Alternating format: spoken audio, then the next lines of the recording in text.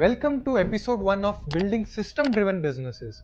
और इसी इल्यूजन को समझने के लिए एक रियल बिजनेस स्टोरी बताता हूं।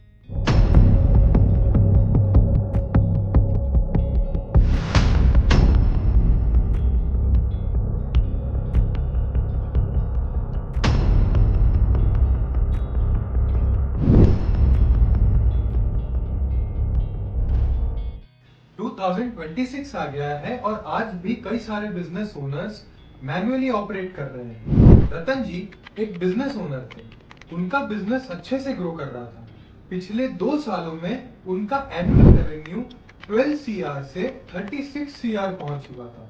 सेल्स चार्ट ऊपर जा रहे थे, कस्टमर रिपीट ऑर्डर्स दे रहे थे और उन्हें जेन्युइनली लगता था कि मेरा बिजनेस पर पूरा कंट्रोल है और सब कुछ ठीक चल रहा है। कम से कम उन्हें ये लगता था कि सब कुछ ठीक चल रहा है, पर वो सिर्फ एक कंट्रोल का इल्यूजन था।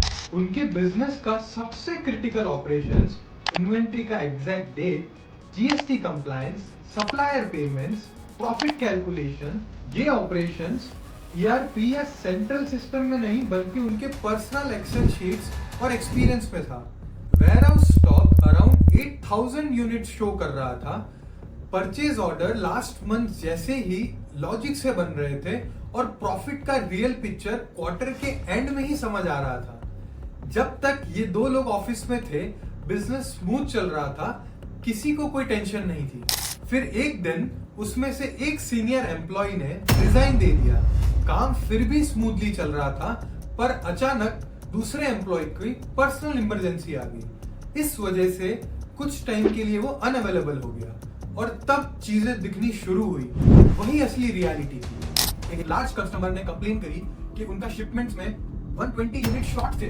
वेयरहाउस रजिस्टर में स्टॉक 5400 यूनिट्स दिख रहा था, पर फिजिकल काउंट में सिर्फ 4600 निकले। 18 से 20 लाख का इन्वेंट्री गैप। जीएसटी का नोटिस आ गया। एक रिटर्न लेट फाइल होने की वजह से पेनल्टीज और इंटरेस्ट बढ़ गया। आपको पता होता है कि कौन सा एसक्यू मार्जिन दे रहा है, कौन सा स्लो मूविंग है, कौन सा कस्टमर कैश फ्लो ब्लॉक कर रहा है। डिसीजन गेस वर्क पर नहीं, नंबर्स पर होता है।